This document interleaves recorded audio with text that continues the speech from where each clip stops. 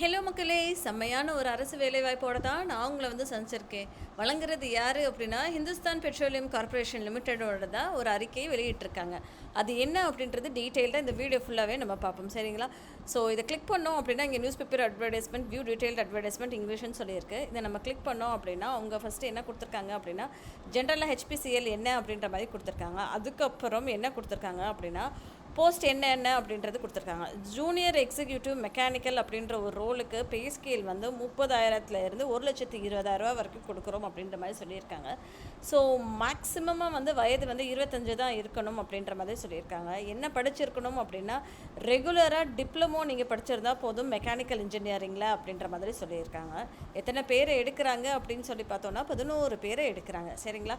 So junior executive electrical அப்படின்ற ஒரு ரோலுக்குமே salary scale அப்படின்னு சொல்லி பார்க்கும்போது 30,000 1,20,000 வரைக்கும் எடுக்கிறோம் அப்படின்ற மாதிரி சொல்லியிருக்காங்க. வேகன்சிஸ் 17 வேகன்சிஸ் இருக்குது. மேக்ஸிமம் 25 வயது இருக்கணும் அப்படின்ற மாதிரி சொல்லியிருக்காங்க. இதுலேயுமே நீங்கள் டிப்ளமோ படித்திருந்தால் போதும் எலக்ட்ரிக்கல் இன்ஜினியரிங்கில் அப்படின்ற மாதிரி சொல்லியிருக்காங்க. சரிங்களா?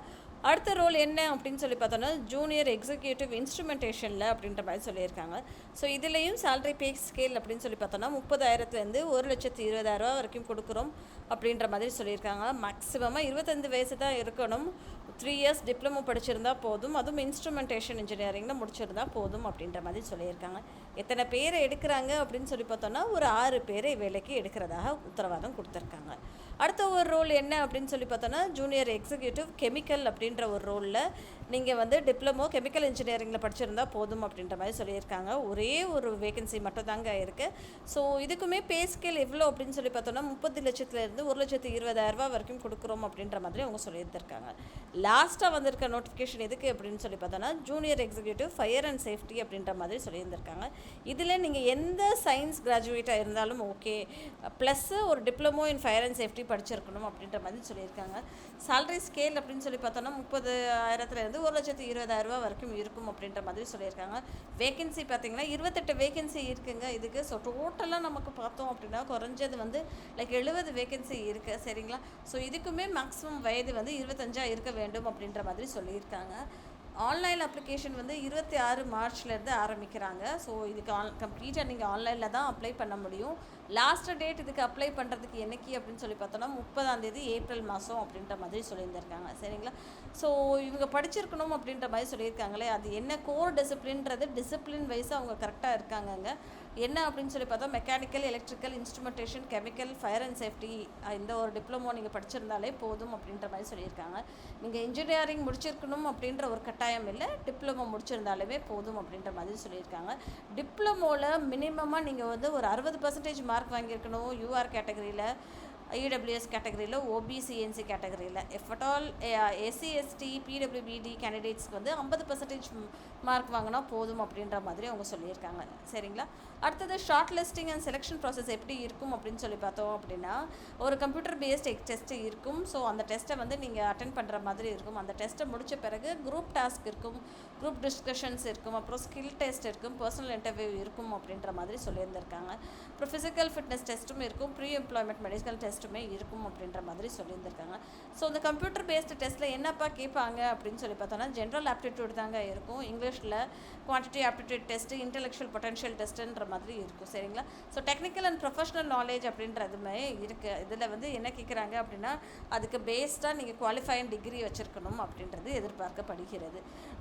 வேறு ஸ்பெசிஃபிக்காக அவங்க வேறு எதுவுமே இங்கே கொடுக்கலங்க. ஸோ பே ஸ்கேல் அவங்க கரெக்டாகவே கொடுத்துருக்காங்க. 30,000 1,20,000 அப்படின்ற மாதிரி சொல்கிறாங்க.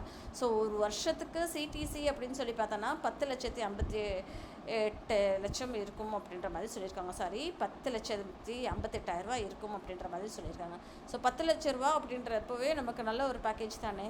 ஸோ டெஃபினட்டாக இதுக்கு நீங்கள் அப்ளை பண்ணலாம். அது போக வேறு என்ன பெனிஃபிட்ஸ் இருக்கும் அப்படின்னு சொல்லி பார்த்தோன்னா, மெடிக்கல் இன்சூரன்ஸ் இருக்கும், உங்களுடைய ஃபேமிலிக்கும் மெடிக்கல் இன்சூரன்ஸ் இருக்கும், உங்களுக்கும் மெடிக்கல் இன்சூரன்ஸ் இருக்கும், ஆனுவல் லீவ்ஸ் இருக்கும், கேஷுவல் லீவ்ஸ் இருக்கும், ஏர்ன்டு லீவ்ஸுமே இருக்கும், லீவ் ஆன் ஹாஃப் பே அப்படின்ற மாதிரி இருக்குது. சரிங்களா? So financial assistance program, housing loans, vehicle loans, education loans இந்த மாதிரி எல்லாமே கொடுப்போம் அப்படின்ற மாதிரி அவங்க சொல்லியிருக்காங்க. ஒரு மெடிக்கல் டெஸ்ட்டுமே எடுக்கிற மாதிரி இருக்கும் அப்படின்ற மாதிரி சொல்லியிருக்காங்க. முன்னாடியே எடுத்துக்கோங்க அப்படின்ற மாதிரி அவங்க சொல்லியிருக்காங்க. சரிங்களா? ஸோ ப்ரொபேஷன் பீரியட் அப்படின்றது ஒன் இயர் இருக்குங்க. நீங்கள் டேட் ஆஃப் ஜாயினிங்க்கு அப்புறம் 1 இயர் வந்து கம்ப்ளீட் ப்ரொபேஷன் பீரியட் அப்படி இருக்கும். அதுக்கப்புறம் கன்ஃபார்ம் சேலரி அப்படின்ற மாதிரி சொல்லியிருக்காங்க. ஓகேங்களா? ஸோ அது போக ரிசர்வேஷன் எதுவும் இருக்கா அப்படின்னு சொல்லி பார்த்தோம் அப்படின்னா ரிசர்வேஷன் இருக்குது. ஸோ அதை வந்து அவங்க கேட்டகரி வைஸாக இவங்க கொடுத்துருக்காங்க. டோட்டலாக 63 வேகன்சிஸ் இருக்குது. அது கேஸ்ட் பேஸ்டாக வந்து ரிசர்வேஷன் நாங்கள் கொடுத்துருக்கோம் அப்படின்ற மாதிரி அவங்க சொல்லியிருக்காங்க. ஸோ டோட்டலாக இவங்க ஒரு 12 பக்கத்துக்கு வந்து இதை கொடுத்துருக்காங்க. இந்த 12 பக்கத்தையும் நீங்கள் ரீட் பண்ணிக்கோங்க. அப்ளை பண்ணுறதுக்கு முன்னாடி ரீட் பண்ணிட்டீங்க அப்படின்னா டெஃபினட்டாக உங்களுக்கு வந்து அப்ளை பண்ணுறதுக்கு ஈஸியாக இருக்கும். இங்கே கொடுத்துருக்காங்க பாருங்கள். அவங்க எங்கே சொல்லியிருக்காங்க அப்படின்னா hindustan-petroleum.com அப்படின்ற ஒரு வெப்சைட்டுக்கு போங்க. கெரியர்ஸில் கரண்ட் ஓப்பனிங்னு சொல்லி இருக்கும். அதுக்கப்புறம் அந்த கெரியர்ஸ் கரண்ட் ஓப்பனிங்கில் நீங்கள் போய் அப்ளை பண்ணலாம் அப்படின்ற மாதிரி சொல்லியிருக்காங்க. ஸோ அப்ளிகேஷன் ஃபீஸ் ஏதாவது இருக்கா அப்படின்னு சொல்லி பார்த்தோன்னா யூஆர் ஓபிசி அண்ட் சிஇடபிள்யூஎஸ் கேண்டிடேட்ஸ்க்கு வந்து 1180 rupees பே பண்ணுற மாதிரி இருக்கும். இது வந்து கம்ப்ளீட்டாக நான் ரீஃபண்டபிள் அமௌண்ட்டுன்ற மாதிரி சொல்லியிருக்காங்க. சரிங்களா? மற்ற அந்த மாதிரி சொல்லியிருந்திருக்காங்க. சரிங்களா? ஸோ இது எப்படி ஸ்ப்ளிட் ஆகிருக்கு அப்படின்னா அப்ளிகேஷன் ஃபீஸ் 1000 rupees, ஜிஎஸ்டி வந்து 180 ரூபா அப்படின்ற மாதிரி ஸ்ப்ளிட் ஆகிருக்கு. சரிங்களா? ஸோ பேமெண்ட் வந்து நீங்கள் debit card, credit card, UPI, net banking எது மூலயமாவும் நீங்கள் பண்ணிக்கலாம் அப்படின்ற மாதிரி சொல்லியிருக்காங்க. ஜென்ரல் இன்ஸ்ட்ரக்ஷன்ஸுமே கொடுத்துருக்காங்க. ரீட் பண்ணிக்கோங்க. ரீட் பண்ணிக்கிட்டீங்க அப்படின்னா உங்களுக்கு அப்ளை பண்ணுறதுக்கு ஈஸியாக இருக்கும். ஸோ இதுதான் மக்களே இன்றைக்கி நான் ஷேர் பண்ணணும்னு ஆசைப்பட்ட விஷயம். மறக்காமல் என்னோடய சேனலை சப்ஸ்கிரைப் பண்ணிக்கோங்க. நன்றி மக்களே.